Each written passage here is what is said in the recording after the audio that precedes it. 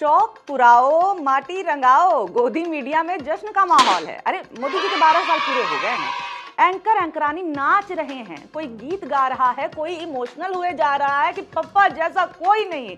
अब क्या कहें, टीवी के स्टार एंकर्स जिन्हें जानना न कौड़ी मगर बड़ी बड़ी बातें फेंक दे रहे हैं। भाई थोड़ा कम फेंक, बहुत फेंक रहा है। तो कुछ भी नहीं है। इतनी बड़ी बात फेंक रहे हैं कि दूसरे देश को हस्तक्षेप करना पड़ रहा है। अंजना जी के बारे में ज्यादा नहीं बोलना भाई, मानहानि का केस कर देती हैं। मगर ये बता दूं कि इन्होंने फिर से फेक न्यूज फैलाया है, मगर इस बार भारत नहीं ईरान ने इनका फैक्ट चेक कर दिया है। अब बताओ, ईरानी सब भी सोच रहे होंगे कि ये किन लोगों से पाला पड़ा है। अरे बड़े खतरनाक लोग हैं। खाली एक की ही बात नहीं है, समस्त गोदी परिवार एक ही है, बस चैनल्स के नाम अलग अलग हैं और आपस में ये चैनल बदलते रहते हैं। पता है ना, सुशांत टाइम्स नाउ नवभारत छोड़ा और उधर रूबिका ने नेटवर्क 18 छोड़ दिया। चैनल बदला है, काम नहीं, रिश्ता वही और सोच भी वही है। क्या चल रहा है गोदी मीडिया के गलियारों में, चलिए देखते हैं टीआर फोबिया के इस नए एपिसोड में, क्योंकि अब तो इन्होंने विदेशों में भी खौफ का माहौल बना दिया है। नमस्कार, मेरा नाम है निवेदिता शांडिल्य और आप देख रहे हैं पॉलिटिक्स। बाबू मोशाय, जिंदगी बड़ी होनी चाहिए, लंबी नहीं। ये सब पुरानी बातें हैं, अब उपलब्धियां नहीं दिन गिने जाते हैं।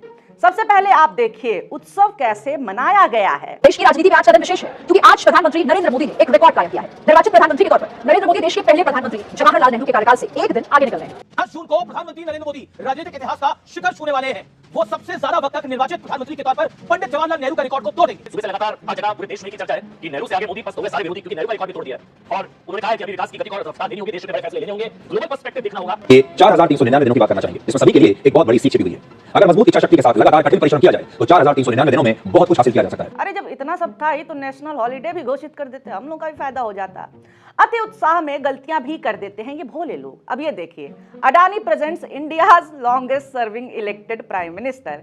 हिंदी में मतलब हुआ कि अडानी पेश करते हैं भारत के सबसे लंबे समय तक रहने वाले प्रधानमंत्री। आम दिनों में भी इन सब की आपस में गुत्थम गुत्था होते रहती है। सबसे बड़े पॉपा भक्त की जगह पाने के लिए खास दिनों में तो कंपटीशन और टफ हो जाता है। खाली शो करने से काम नहीं चलता है, पर्सनली बोलना पड़ता है, लिखना पड़ता है, उसको रिट्वीट भी करना पड़ता है, नहीं तो कृपा रुक जाती है। अब इसको देखिए, 12 साल से नेहरू नेहरू नेहरू ने क्या, नेहरू ने वो क्या करने के बाद मासूम बन के ट्वीट कर रहा है कि आखिर नेहरू से तुलना क्यों। देखिए, तो मुझे लगता है कि मोदी और नेहरू की तो कोई तुलना ही नहीं है। तुलना करता कौन है? तुम्हारी पार्टी वाले ही ना, I mean, भाजपा वाले ही ना। ये आदमी विपक्ष गिनवा रहा है, ये आदमी कि तब तो विपक्षी पार्टियां केवल 53 ही थी, अब देखो 2000। भाई ये नेहरू की ही देन है ना कि देश लोकतंत्र बना, जहां विपक्षी पार्टियां भी फलती फूलती हैं। पाकिस्तान की तरह देश को उन्होंने सांप्रदायिक नहीं बनने दिया। विपक्षी पार्टी के नेताओं को दल बल से दल बदल कौन करवा रहा है? ईडी सीबीआई कौन छोड़ रहा है उनके पीछे? उन्हें जेल में कौन डलवा रहा है? तो सही बात है कि कोई तुलना नहीं है। एक ये आदमी है, आपका दिन कितना भी बुरा गुजर रहा हो, इससे बुरा नहीं होगा। हर कुछ दिन पे इसे कोई भी लाइव शो में BND बोल के चला जाता है। नो माय डियर फ्रेंड, मैं तुम्हें भड़वा कहता हूँ, दलाल कहता हूँ, और बताओ। आप शॉक हो जाएंगे सुन करके कि इसने कहा क्या है, सुनिए। कांग्रेस कहती है कि पंडित नेहरू और नरेंद्र मोदी की तुलना हो ही नहीं सकती। बात तो सही है, पंडित नेहरू के दौर में उन्हें चुनौती देने वाले विपक्षी पार्टियां कौन कौन सी थी? ऐसा कौन सा विपक्षी नेता था जो पंडित नेहरू के चुनाव को मुश्किल बना सकता था और जिसका भाषण ऑल इंडिया रेडियो तक रहता था, दिखाता हूँ, सुनाता हूँ? ऐसा कोई होगा ना? ये बोल रहा भाजपा के मुखपत्र आजकल खुद को समाचार पत्र समझने लगे हैं। ये ऑल इंडिया रेडियो पर सवाल उठा रहा है कि नेहरू के भाषण चलते थे। हाँ, तो पीएम का भाषण लोगों तक पहुंचाने का जरिया उस समय तो यही था, या फिर अखबार थे। वो अपना काम कर रहे थे। ये आदमी न्यूज 18 में काम करता है, अंबानी के चैनल में। मन की बात, ये चैनल दिन रात चलाते रहते हैं, रिपीट कर करके। मोदी जी सांस ले तो ये आंधी बताते हैं। ये ऑल इंडिया रेडियो पर सवाल उठा रहा है। ये आदमी न्यूज पढ़ने का अलावा बाकी सब करता है, बस टीवी पे बिछना ही बाकी रहता है इसका। एग्जाम्पल दिखाऊं? देखिए।